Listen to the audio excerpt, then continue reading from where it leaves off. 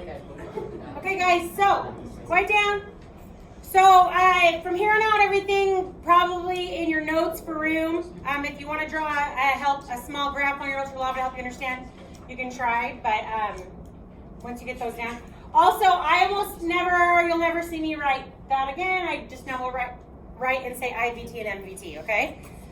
Okay, intermediate value theorem. So if f of x is continuous, so first let's process the first part of that.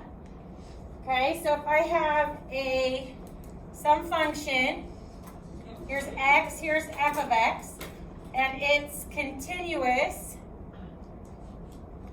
over some part of its domain from A to B. Okay, good? That's what the first line means. Make sense? Yep. Okay? Now, and f of A is less than or equal to L is less than or equal to f of B. Is L an element of the domain or the range? Is L an element of the domain or the range? Range. Only the range. Look, L is between f of A, function output, right, and f of B, function output. Does that make sense? Okay? So if this is where A is, you guys see that this is where f of A would be, right? And then this is where f of B would be, right? So what this is saying is that if between A and B, if f of x is continuous and there's some element in the range, we know L is in the range, okay? So far, okay? Okay, those are all the conditions. Those are all the if statements. If it's continuous and if L is in the range, okay? Then, this is what I can conclude. There must exist at least one value C in A to B. Is C a domain or range value? Range value. No, it's a domain. C is an X. C is in the domain. Such that f of C equals L. Okay, I'm going to give you kind of a easier example of that, okay? Is f of C just like intermediate? That's not what it means. Oh wait, No, that means a function f with C plugged in. I don't know. that makes sense though, because it has to be somewhere on the line. Yeah.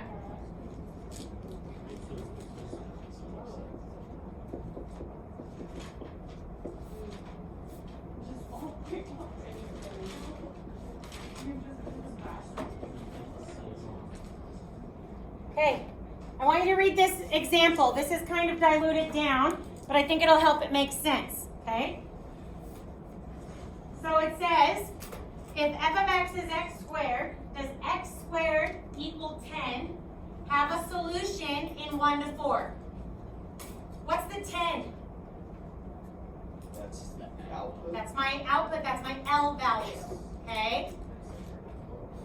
So tell me what you think. Process this, process what we're talking about, intermediate value theorem. How does this example supposed to help you understand this intermediate value theorem? What do you think? Anyone have any thoughts?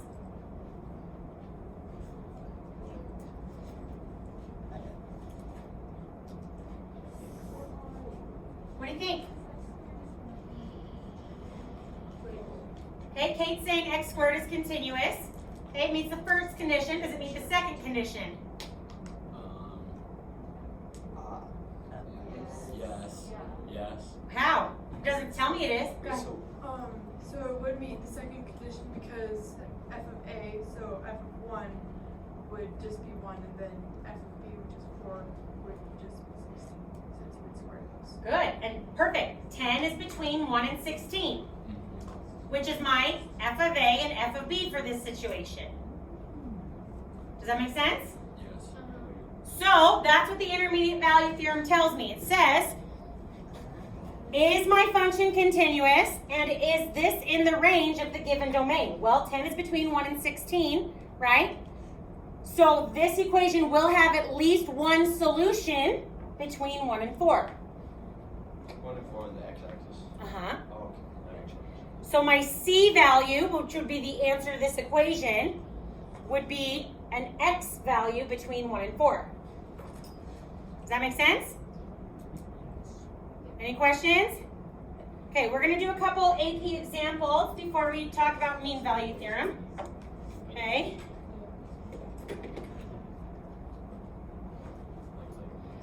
Okay, all the problems that we do in class today, I wouldn't take the time to write out all the instructions in the table and stuff.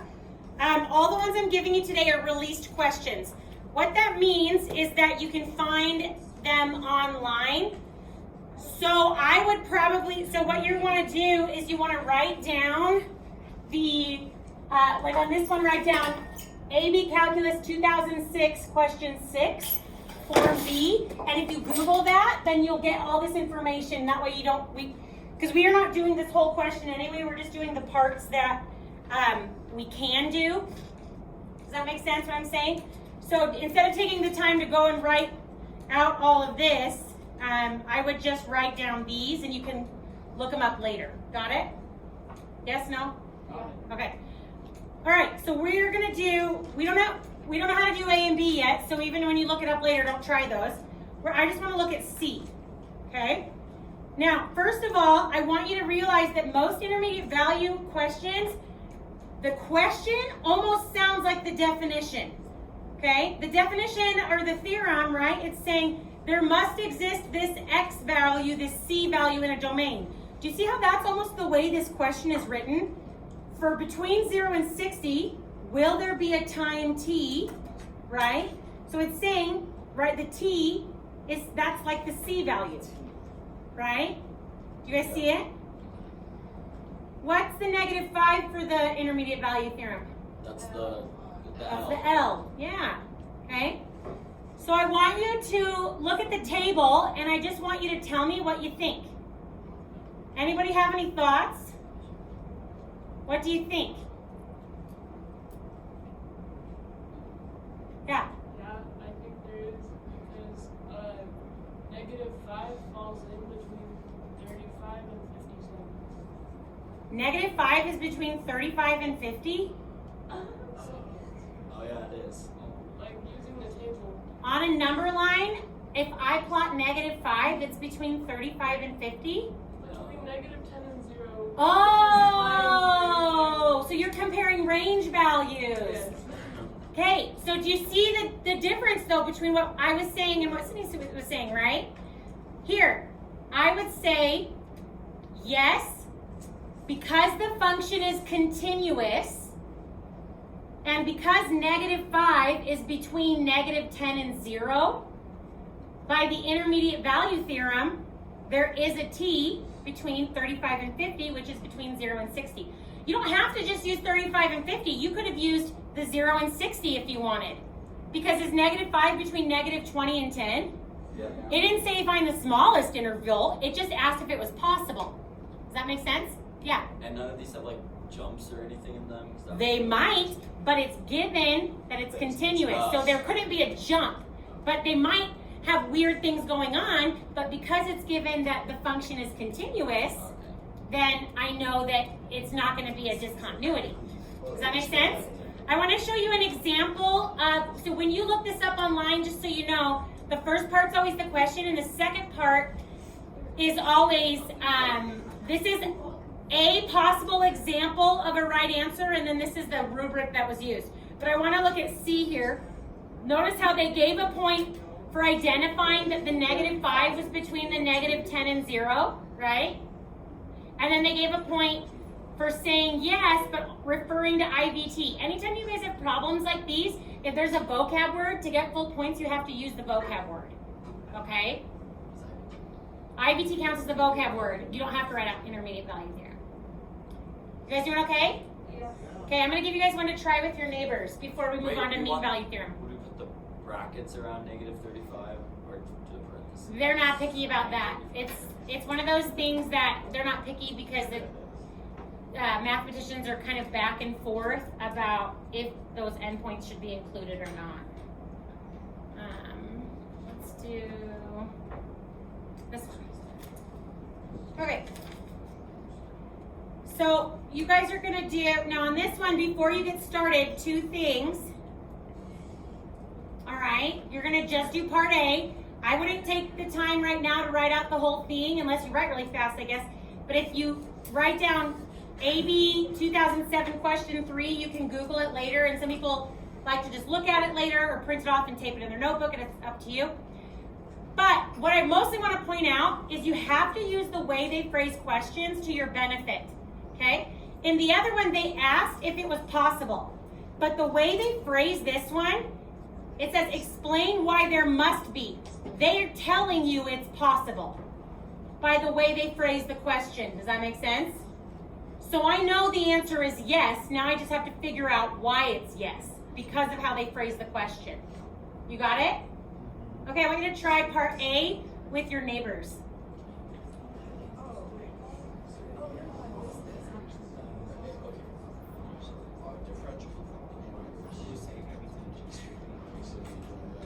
You just said yes by IBT, that you wouldn't get any points. It's true. Yeah, but it's not showing that you know what you're talking about. I said IBT. You're just mad because I wouldn't tell you if I voted for your Swiss school.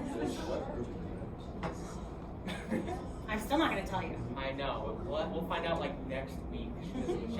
She's like, I love to tally up the score.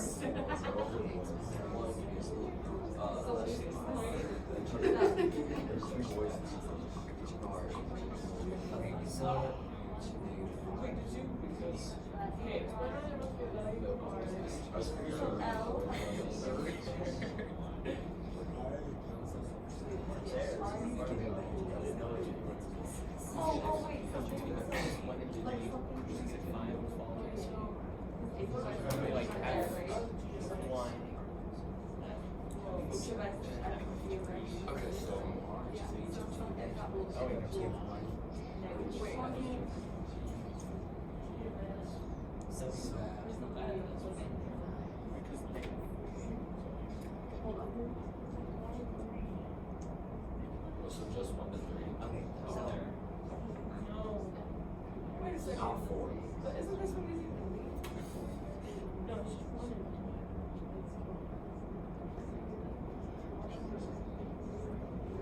But it's just explain why there must be. So that means there has to be, right? Yeah.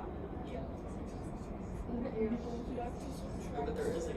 Oh, yeah, there is.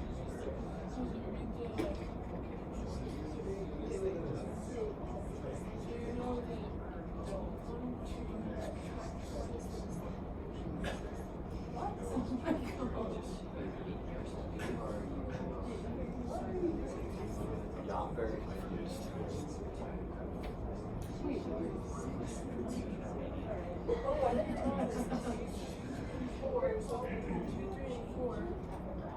Where are you guys starting? F, G, over there. Oh, so Where should you start? Chain rule. No. We know it's continuous because even though it's not given in the question, they're telling me why must it be true. So that, the way they phrase the question is telling me it's going to be true, which means I can assume the continuity of it. Where should I start, you guys?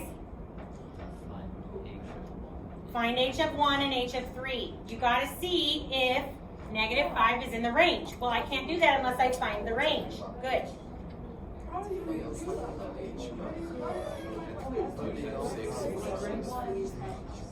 Oh, you multiply this times the range.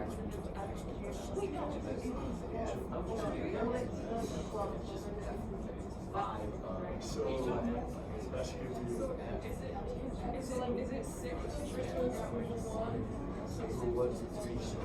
So does h of 1 equal 6? Oh, so what is that? So that'd be 6. How did you do that? 12 and 42. That's 6. This one is 3 is 4, so that's F4 is -1 minus 6. So that's our range.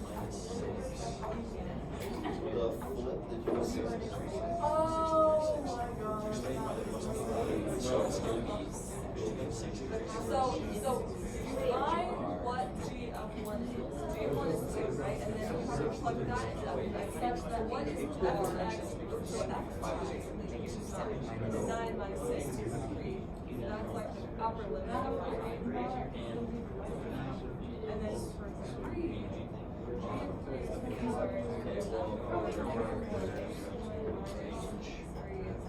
Was it 4? He'd say, Yeah, I think I'm not doing it. No, it is. The thing is, why there must be. No, you can go 1 to 1.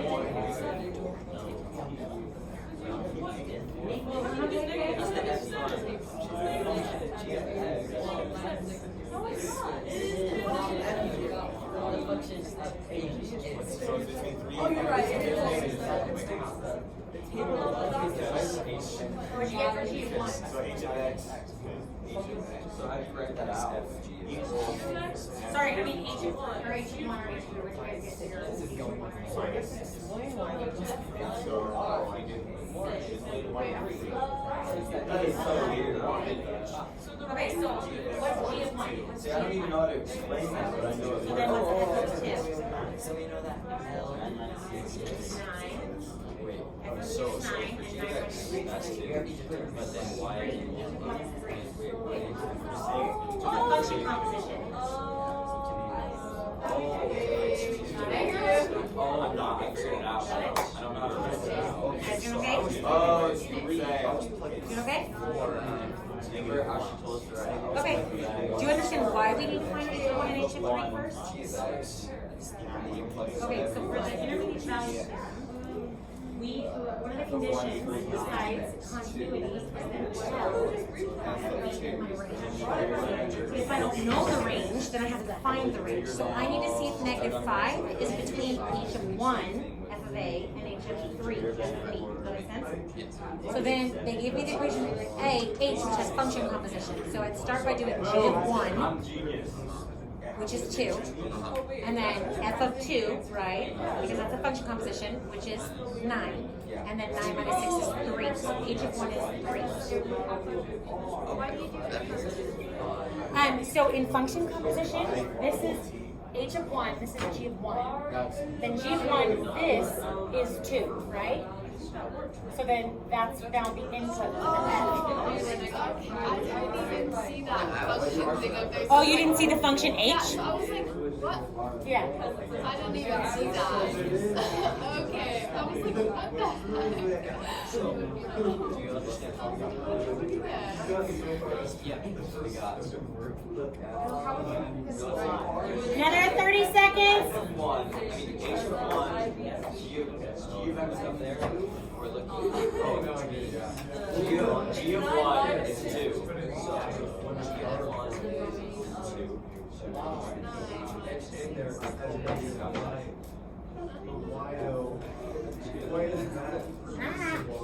Look up there. That would be very different. There we go. So we plug in 1, G is the function. That's the So we plug in the 150 that we got 2. We're gonna plug in 2 to fx. And we got into an fx, or f of 2 is equal to 9. See that right? Because the free response question is going to be and then maybe let's say 3. On this question, it was worth 2 points. 1 point was for getting the 3 and -7, getting the correct range. Oh, I would have gotten that. Yay! Okay. So now that I have the range, how does that help me? Yes or no? Yes. -5 is in there, right? -5 is between the -7 and the 3. So by the intermediate value theorem, right, then I know that there has to be some R between 1 and 3 that solves that. Do I have to find the R? No. Could I find the R? Yes. No. I'm not given these equations at all, Equations, yeah. right? I couldn't even if I tried because I don't know what the equations or the graph or anything about. I have no idea if these points are connected with linear graphs. Actually, I know they're not because I know it's not a constant slope here, right?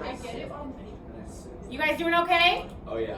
Now, just for fun, We're gonna practice Nancy's. no, we're gonna do part D. It has nothing to do with IVT or MVT.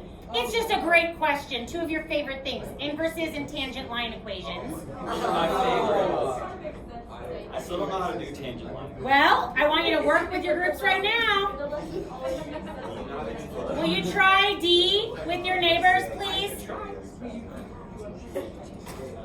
Try D, please, just because it's a great question.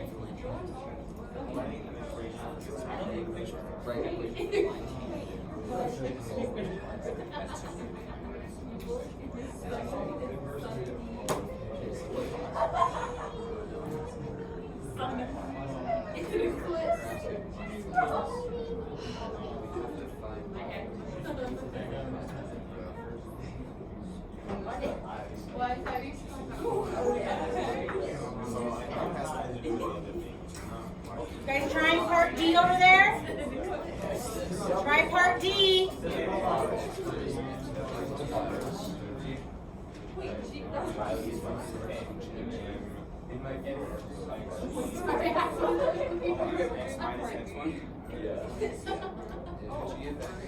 Here's your hint number 1. I got that.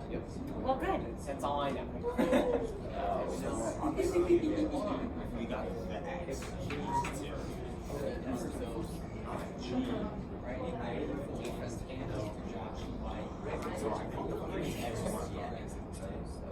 Watch it be Watch it.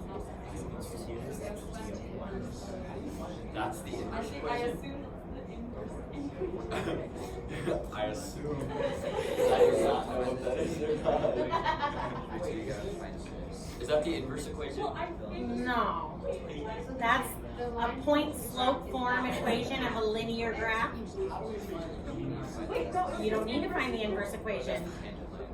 We have a derivative rule for inverses. Am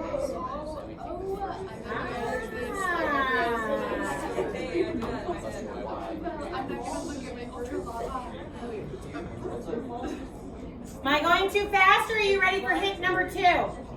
I'm ready for hint 4. There's only 3 hints. The third one is the answer. What?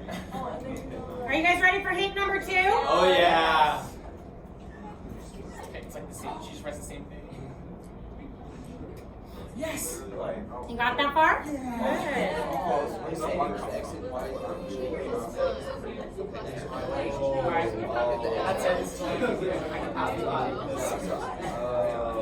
Look, if I'm looking for G inverse of 2, right?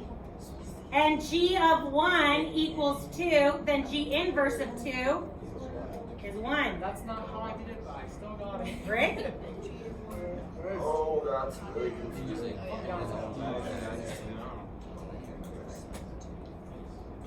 So I know the coordinate point 2, 1 is on the inverse graph. Yes, that's So there's my x1 and my y1. But it's always minus the number. Minus? X minus 2. Oh, yeah. Okay. Unless it's a negative 2. Yeah, but then it's x minus negative 2. It's not wrong. I know.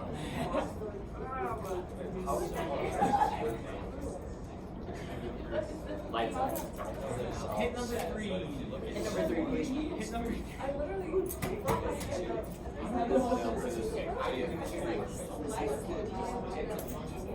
Look at the run.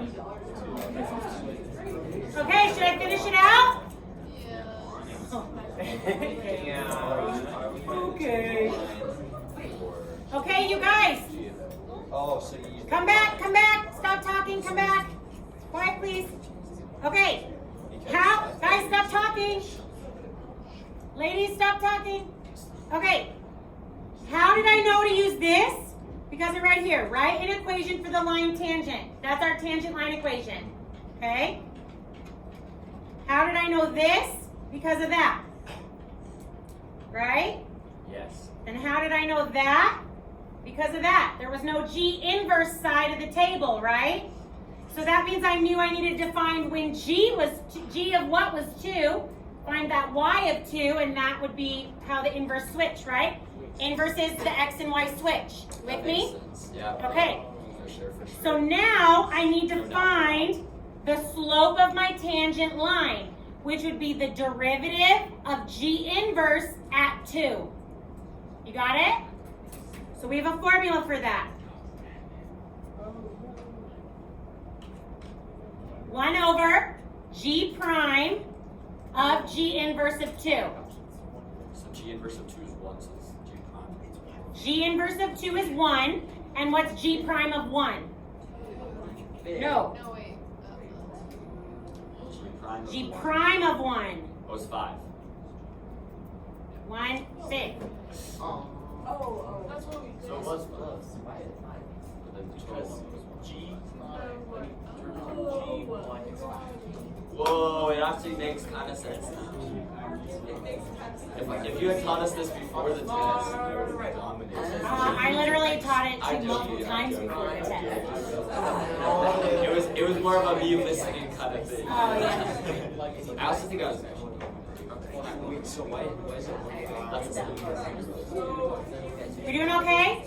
You guys, just so you know, one of the things that, hey guys, listen, one of the things that's going to make the FRQs so tricky, notice, is that, yeah, this IVT FRQ wasn't that bad when I just taught you IVT on IVT day, right? But what it's going to do is it's going to combine multiple things, right, in a single question and not tell you what to use. And so that's what can make it tricky, okay? But we'll have lots of practice doing this and more as the year goes on. But I just wanted to jump right into IVT and MVT AP questions because there are hard enough theorems as it is. And so I just want to jump into straight AP questions with those. Okay, is there any other questions on IVT before I explain MVT and we try some MVT AP questions? Nobody? Okay. Good? You sure? Yeah. MVT's a little trickier. Then we need more time for it, so we should. Okay, well, he's not wrong. Okay, but I just don't feel like I believe you guys really understand IVT yet. Do you want me to try and find one more, maybe? Yeah. Okay, I think we need one more. Actually, I have an idea. Rewatch the lecture. Yeah. Rewatch that. I just step out and replay everything I've recorded so far today. That would be so funny. I just think it's the notation that's a tiny bit confusing. Oh yeah, it is. I think it's more than a tiny bit confusing. That gave me wrong. Okay, sorry. It's No, I'm saying it's confusing. I don't. You guys are just so used to if you don't get something right away, you guys like feel like there's something wrong with you. We're literally doing rocket science. Like, it's okay to ask help. I need help. Yeah, you are. Okay, I have an idea. Hey guys, listen. Before I explain mean value theorem, why don't you try D on this one, but I want you to try it with IVT, okay? We'll do one more. You're gonna try it with your neighbors, okay? I want you to try D with IVT, okay?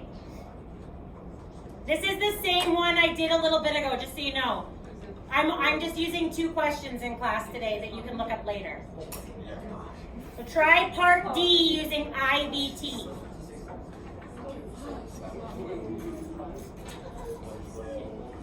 Okay. There must be a tag key. We're doing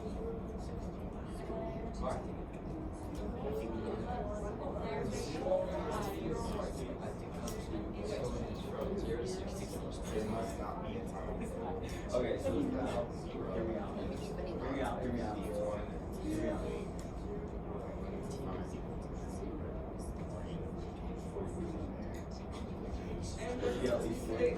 They are? You're right. Don't.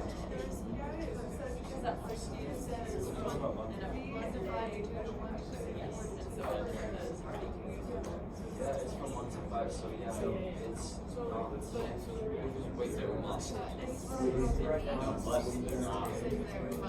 Must there be. Oh, must there be. Okay, I was like, there must be.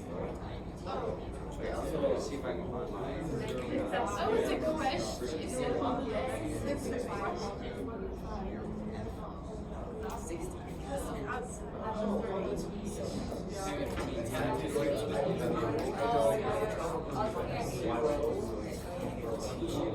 Okay. already got it. Thoughts? No. Why not, Anna? Hold on, listen. Hold on, listen. Why not, Anna? Between 0 and 60 seconds on the A of T part, it goes to like 1 to 5 to 2 to 1. It like never goes to 0 in between all those points. So is 0 in the range? No. Good. Okay. Good. So yeah, Chase.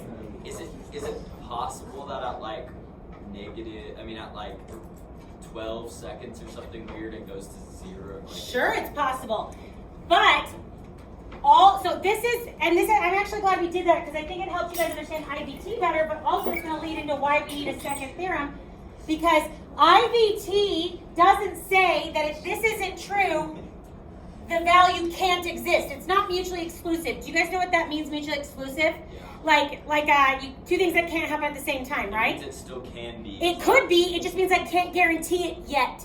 I need another theorem, Based on that. right? So based on IVT, right, the answer to D would have been no, because zero's not between 1 and 5, right? Therefore, leading us into why we need a second theorem to take care of other options. Does that make sense? Everybody doing okay? Okay. Why, using intermediate value theorem on C, did we use the row with the V's, and on D we use the row with the A's? Exactly, right? So the idea is that for intermediate value theorem, you're all talking about the same function, right? So on the C, I was asking, is it possible for V, so I needed the range of V. On D, I'm asking if it's possible for A, so I needed the range of the acceleration. Good? Okay. So keep that in mind, as now we're gonna talk about mean value theorem. Okay? Really similar, but also totally different. So what I mean by that is that they kind of look similar in the way that they're written and the way that they're phrased, but the theorems are totally different processes. Okay? So let's look at this idea.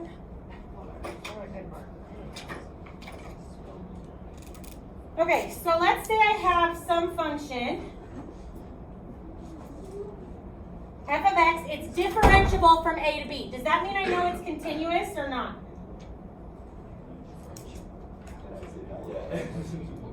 Yeah, differentiability requires continuity. Yeah. Okay, so I'm differentiable from a to b. Good? Yes. Okay. Guys, Chase? Yes. Yeah. So, that's the only condition for this one, right? It's just differentiable, okay? Now, let me ask you a question not related to the theorem first, okay? If I wanted to find the slope between these 2 points, okay? The slope of that secant line, okay? What would I do? Well, you just like use the 2 points. Use the 2 points, right? I use the y coordinate, f of b minus f of a over b minus a. Okay. Right? Okay? So, my next question is I want you to imagine my marker, okay, is tangent lines, all right? If I take this and I start here, is there any time between A and B where my marker is parallel to that secant line? Yes. Yes. Tell me when to stop. Stop. Okay? Right there. Parallel slopes, what do they have in common? They're the same. They're equal, right? So where's my C? Right at that right there. Whoa. Here's what this is. Oh, okay. Here's what this is saying. This is my average rate of change formula. It's the slope of secant line, right? This is my instantaneous rate of change, or the slope of tangent line. So what this one is saying is that if I have a function that's differentiable over some portion of its domain, there will be a point, at least one, where the derivative equals the average rate of change. Oh, but there can be more than one. Yeah, think of like a sine graph. Let me show you an example. If I had something like this, let's say my A and my B. Does that example have more than one? No. Bumski. I can fix this.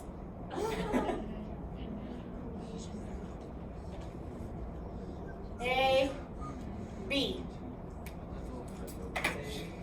So like maybe here, right? And maybe, the other one will work just fine. So this one would have 3 possible values, right? Does that make sense?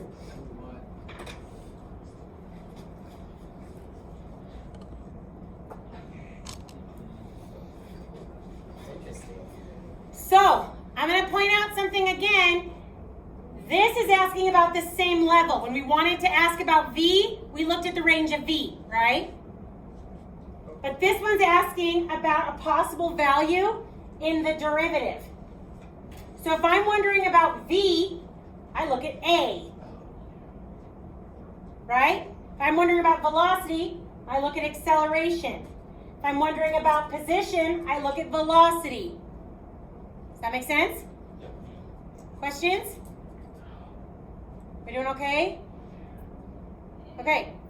It's okay. We're going to do some examples. Okay. Just digest Wait, what was Oh, that yeah. first thing you just said? No idea. Should we rewind the tape? Yeah. I honestly don't know though. What did I say? Something Something before about- the velocity thing. No, just move on. Just- we can watch it When you later. look at position. Position. If I'm looking at position, then I'm asking you look at velocity because I'm looking at the first derivative. So if I'm looking at the first derivative, I second derivative here. If I'm looking at velocity, I look at acceleration here. Okay? We doing okay? Okay. I know it's not great, but we'll do some examples that'll help. Okay? So far, so good? Ish? Okay. Let's do another, or let's go back to these AP ones we were doing. I want to do the same one we just did. Could you say that taking the 2 points, the slope of the secant line equals the slope of the tangent line at some point between those 2 points? That's exactly what it is. Okay, that makes sense. I put it in my Okay. I want to look at D again. You guys listen, please. So the first time we looked at D, okay, we did IVT, and 0 wasn't between 1 and 5, right? So it didn't work. Didn't work by IVT doesn't mean it doesn't work at all, okay? So now I'm going to use MVT. So if I'm looking for A of t to be possible, right? A of t is the derivative of velocity, right? So what I would do is if I'm going to use, so if on D I'm going to use IVT, I ignore the velocity column. But if I'm going to use MVT, I ignore the acceleration column. Right? Yeah. So the idea, if I'm going to use this one now, is I need to know if this is a true statement, right? Would be if the velocity, didn't it tell me 0 and 60? So that's my A and B.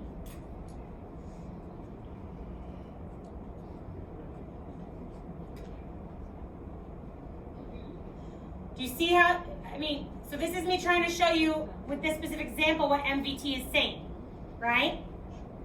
It's saying, is this average rate of change, right, equal to 0? If it is, then I know A of t would have to equal 0 somewhere. You guys doing okay? Is that 0? No. But be careful, the way the question is phrased, it says anywhere between 0 and 60.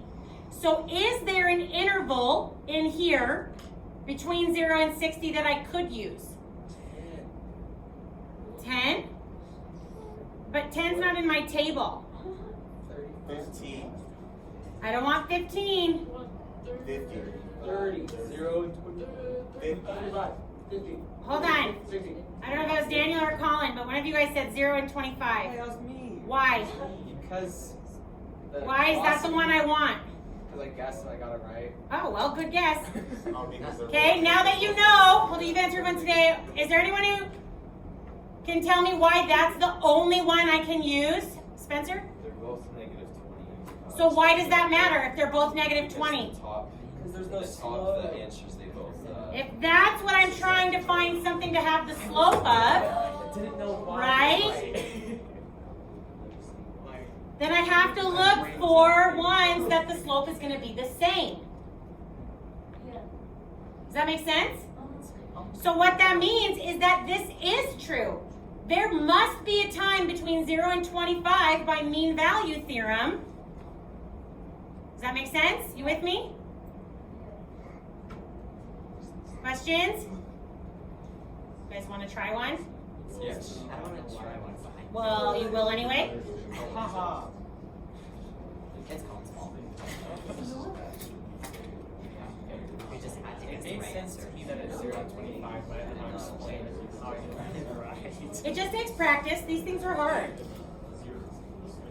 Okay, I want you to try, you're trying B now. Okay, I got the answer. You're trying B. Using the Mean, yeah. Now this one I know would be MVT because it's asking about H prime and they only give me H. So you will need a chain rule. A chain Pause, you do not need a chain rule. Yes. Unbelievable. Because, You didn't hear about it. here's why. I don't actually have to find H prime, right? What I need to know is find if the average rate of change from 1 to 3 is -5. And the average rate of change formula doesn't use H prime. It uses H of 3 and H of 1. Okay? Oh, it's just the same thing as 3 and negative 7, right?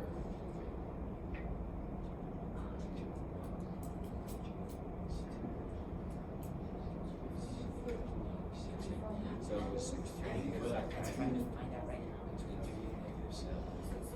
Oh, I read it. Okay, okay. Okay, so 3 and negative 7.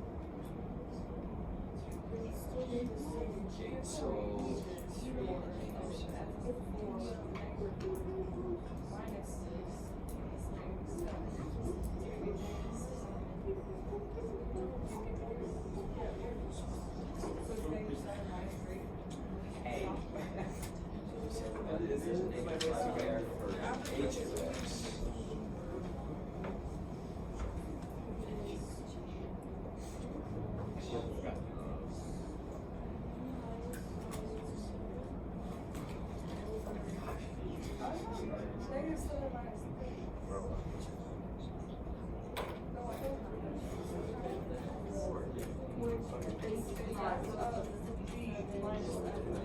Oh, yeah.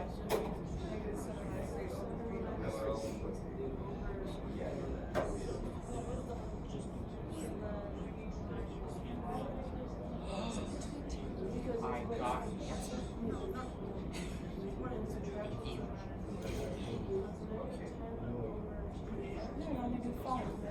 It's asking about. No way.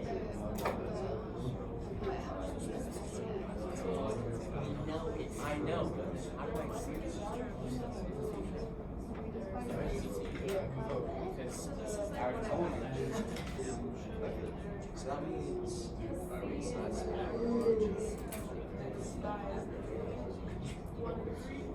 is -5 between 1 and 3. Oh.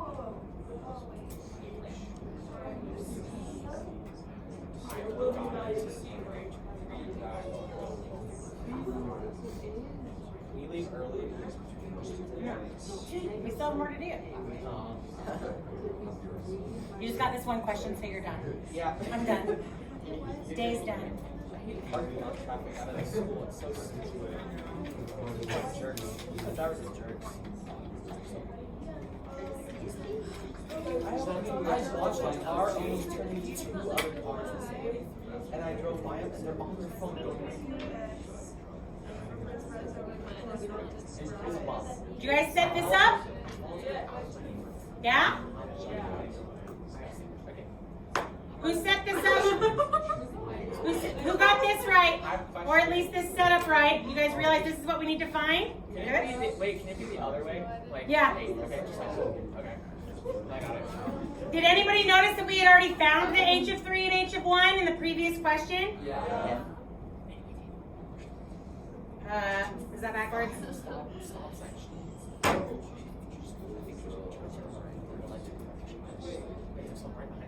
No way.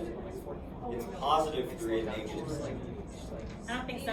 Yeah, it's It's, but I thought that it's -1 and -6. It's -1. Oh, it's +3 and... That's what I just. No, but I did h of 3. Wait, hold on. Yeah, it's -7. It's the H of 3. There we go.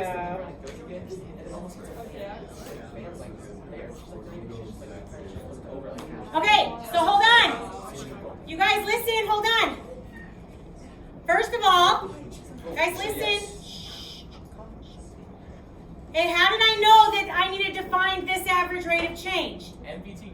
Because of MVT, it says that if it's continuous and differentiable, then I know there's going to be some place where this equals h prime, right? So I have find the average rate of change, and if it's -5, then I know that that's also going to have to be -5 somewhere. So if I'd gotten anything else besides -5 when I did this, it would have been no. You with me? Yes. Getting a little bit better?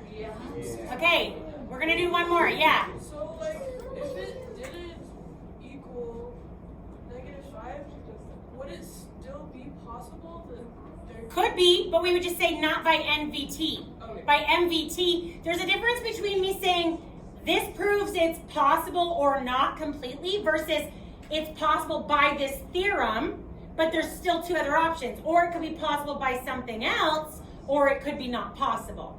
So we're not saying is it possible or not. We're saying is it possible by mean value theorem. Okay? All right, I got one more. And again, this is one, instead of taking the time to copy down the equation, I write down the, it's 2008 Form B, question 5. And we're just doing part D.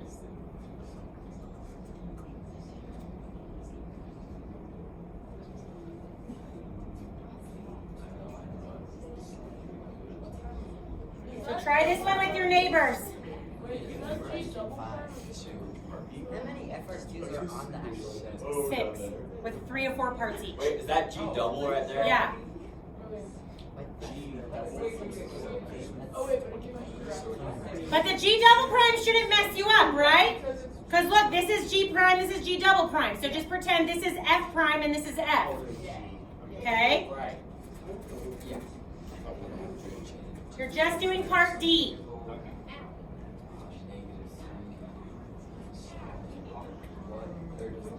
Be careful on this one.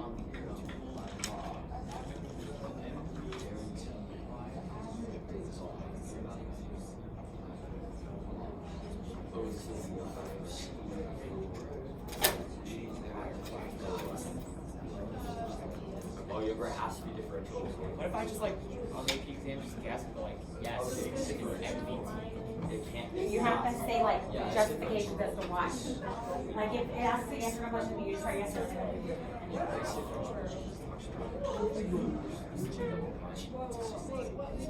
Okay, so first what we're gonna do Oh, just kidding, just kidding.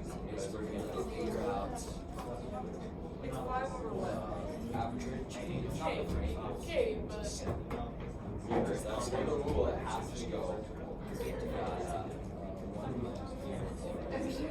It's not differentiable act.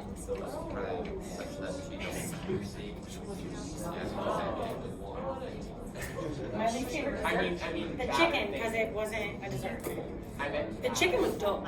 Did you try the chicken? No, they didn't say anything for everyone. They made the 3 for you guys, and then like the 3 for them. Then ate it all. It was really good. I'll be honest though, I didn't score their looks wise very good, but the taste was so good.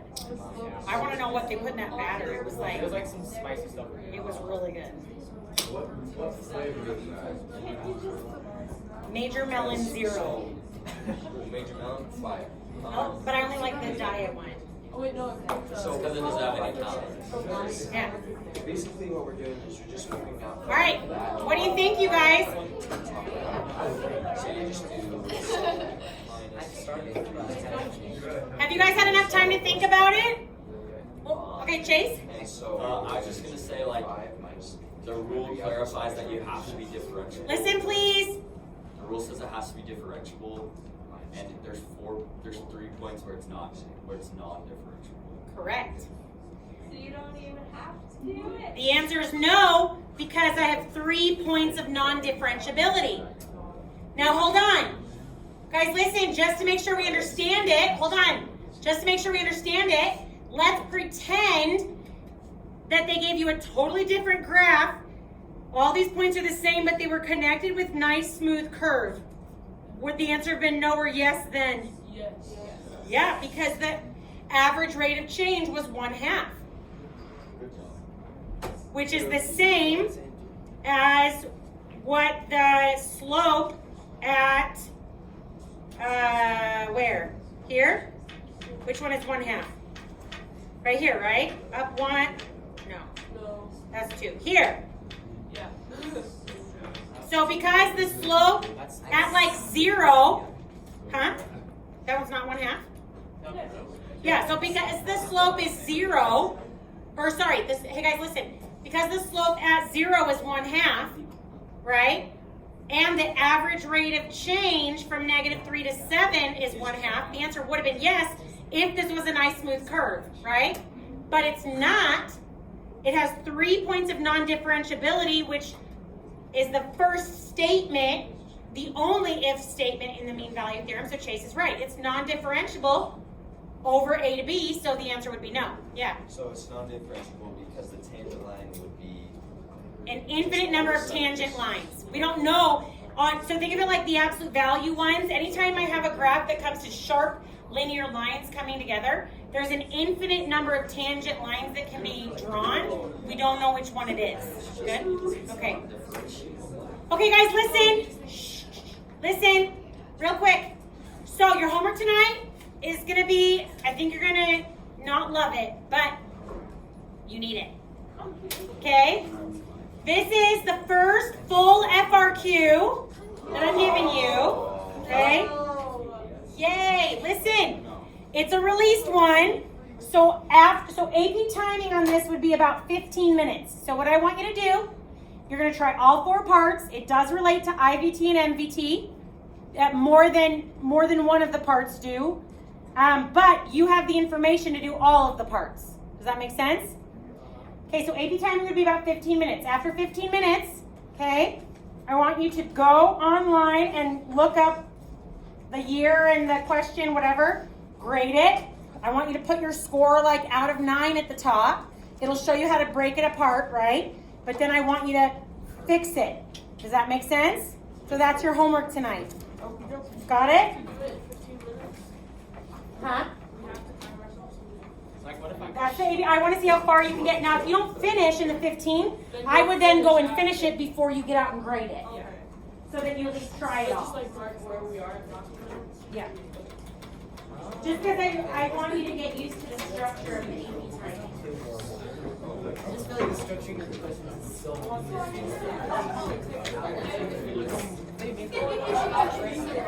Oh yeah, I'm not gonna do